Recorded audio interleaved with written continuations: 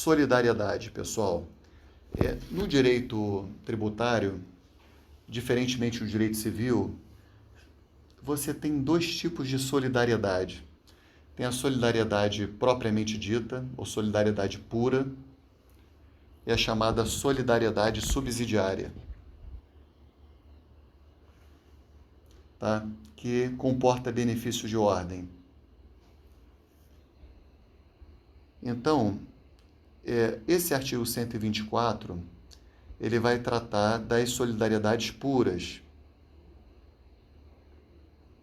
que não comporta benefício de ordem. Então, no direito civil, né, a gente sabe que no direito civil, solidariedade nunca comporta benefício de ordem, né? Tem a subsidiariedade, que é diferente de solidariedade. Então, vamos lá, 124.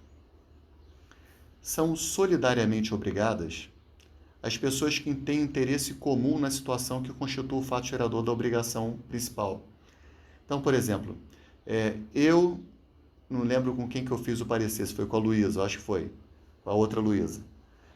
Então, fiz o parecer com a Luísa.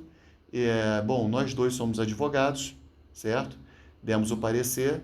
Bom, o município pode cobrar o ISS tanto de mim quanto da Luísa. Assim como, por exemplo, se Laís e Luísa são proprietários de um imóvel em condomínio, o IPTU pode ser cobrado de qualquer uma das duas. Então, são pessoas que têm interesse comum na situação que constitui o fato gerador da obrigação principal. Certo? São pessoas que praticaram em conjunto o fato gerador. Então, pode cobrar de uma ou de outra, tanto faz. Há uma solidariedade. E tem as solidariedades previstas na lei, que são do inciso 2, né? As pessoas expressamente designadas por lei. Normalmente, no direito civil é assim, toda a solidariedade tem que estar prevista em lei, como regra geral. E o parágrafo único diz que esse tipo de solidariedade, dessas duas hipóteses, não comporta benefício de ordem. Tá legal? Então, aí você vai em cima de qualquer um deles, tanto faz.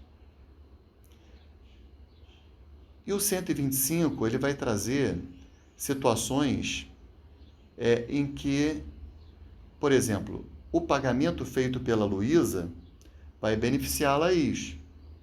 Também, se a Laís pagou todo o tributo, também vai beneficiar a Luísa. Então, quando um devedor solidário quita o tributo, bom, essa quitação vai beneficiar o outro, já que o fato gerador é um só.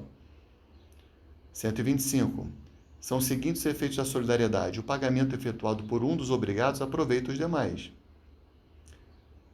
2. A isenção ou remissão do crédito exonera todos os obrigados. Então, se tem uma isenção, uma remissão, que é o perdão da dívida, vai beneficiar a todos.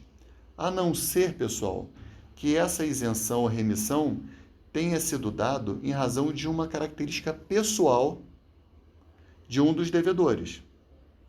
Por exemplo, vamos supor que haja um imóvel que é ocupado por um ex-combatente da Força Expedicionária Brasileira, que tem isenção de IPTU, que é casado com uma pessoa que não foi lá combater. Então, ele tem isenção, a outra pessoa não tem. Então, nesses casos, a isenção ela pode beneficiar apenas um dos sujeitos passivos. E aí vai se pagar metade do tributo, ou então um percentual que pertence ao outro condômino. Tá legal? Então, quando a isenção é concedida em caráter pessoal, porque o cara é um ex-combatente, é ex-penitenciário, é uma pessoa com deficiência, é um cardiopata aposentado, não sei, quando é pessoal, aí não vai beneficiar o outro sujeito passivo.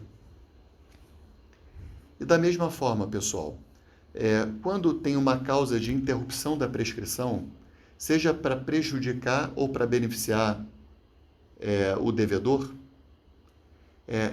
normalmente essa interrupção da prescrição, ela favorece ou prejudica o outro também. Então, por exemplo, eu e Isabela somos devedores de um determinado tributo, nós dois, de IPTU, tá? Temos ali um imóvel em condomínio. Aí o que acontece? Está faltando pouquinho para prescrever a dívida da gente.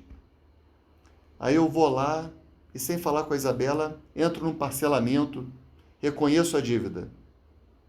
Isso é uma causa de interrupção da prescrição. Então, isso vai prejudicar ela também, tá? A prescrição está interrompida para ela também. Tá legal? O ato de um dos devedores, em matéria de prescrição, ele favorece ou prejudica o outro devedor. Ok?